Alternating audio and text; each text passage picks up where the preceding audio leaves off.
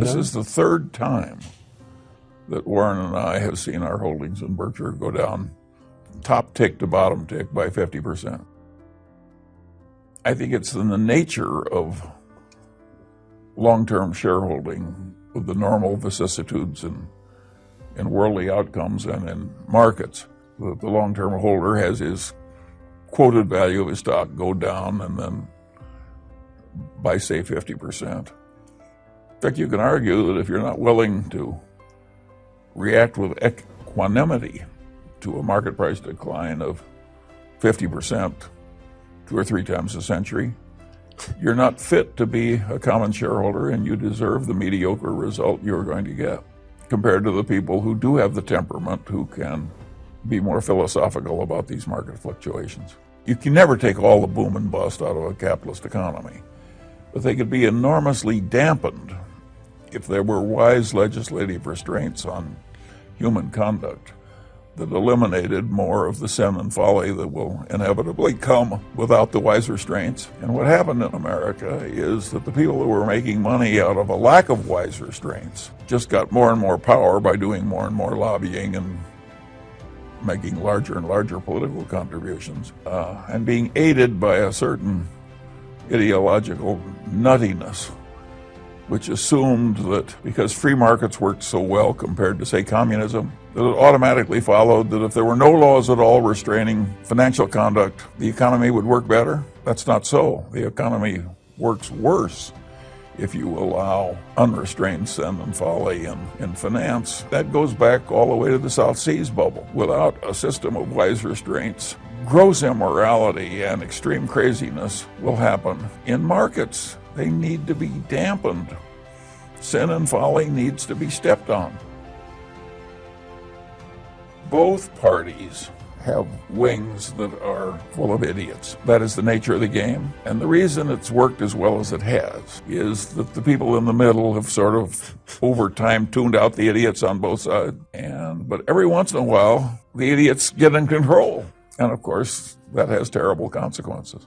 That's the nature of the system. We went way too far in financial deregulation, and people were making so much money. The economy was doing so well because it was being puffed up by this idiot boom, expansion of consumer credit, that everybody thought, oh, isn't this wonderful? And of course, it was, your life for the next 3 weeks would be more pleasant if you went on heroin, but it would totally destroy you over the long pull. And that's what an economy does when it allows itself to be seduced by the potential for an idiot boom into allowing all this gross immorality and this craziness to take over. To his credit, of all the major figures, he's the only one who promptly said, I was a horse's ass. I'm ashamed of my lack of foresight. I missed this. Who else but Alan Greenspan is talking that way? So in my book, he's sort of a hero in that it is hard at his age to look back at a career as distinguished as his, with as much success and adulation, and basically say, I was a horse's patoot. And that's what he's done. So to me, he's a hero. We need more of that sort of thing. Wall Street tracks and rewards what I call a locker room culture. There are the people who just have to win at football or soccer or something like that. They're just so competitive that whatever A is doing, they have to be as good or better than A. And of course, Warren and I don't have those compulsions. I would rather live my way than theirs. They do enormous damage to the rest of us with their damn locker room culture that has to win, and is not very squeamish about what they have to do to win. We have to deal in things that we're capable of understanding, and then once we're over that filter, we have to have a business with some intrinsic characteristics that give it a durable competitive advantage. And then, of course, we would vastly prefer a management in place with a lot of integrity and talent. And finally, no matter how wonderful it is, it's not worth an infinite price. So we have to have a price make sense, gives a margin of safety considering the natural vicissitudes of life. That's a very simple set of ideas. And the reason that our ideas have not spread faster is they're too simple. The professional classes can't justify their existence if that's all they have to say. I mean, it's also obvious and so simple what would they have to do with the rest of the semester? Well, at the time we bought it, it was succeeding mightily on multiple fronts, and it was cheap in relation to what was plainly going to happen. That was a valuable insight. There are times when even a company as big as Coca-Cola is too cheaply priced by the market, considering what it's going to do for the shareholder. And there are times when we can figure that out, and there are times when we can't.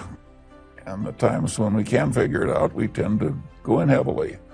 For many, many months, we were buying as much Coca-Cola as we could buy, roughly a third of the volume trading, every day for months. So we were very aggressive in buying into Coca-Cola. We have the mindset of the person that's buying the whole business at the price you would realize by multiplying the price we're paying by share by the number of outstanding shares. And we want the price for the whole business so calculated to look very attractive. So we like buying individual shares at a price that's lower than we think a rational person would pay if he could buy the whole business.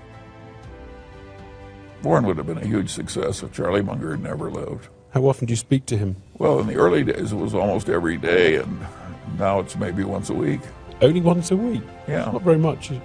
But sometimes it's a long conversation. You and Warren, very much a double act in the chairman and vice chairman of the company. At some point, you want to probably retire, don't you? Step down, rest a bit? Well, I don't think either of us wants to quit except as the laws of physiology force it. And that, no doubt, will be soon on us. But you got to remember that Berkshire is probably the most decentralized big corporation in the world. I think the very decentralization of Berkshire and the extreme pockets of talent in all the subsidiaries will give Berkshire a very respectable future long after we're gone. And you got to remember that we started with a little nothing, and our successors are starting with something that is not a little nothing. And you ought to be able to achieve a lot more when you're given a mighty hand than you were when you start with a little nothing.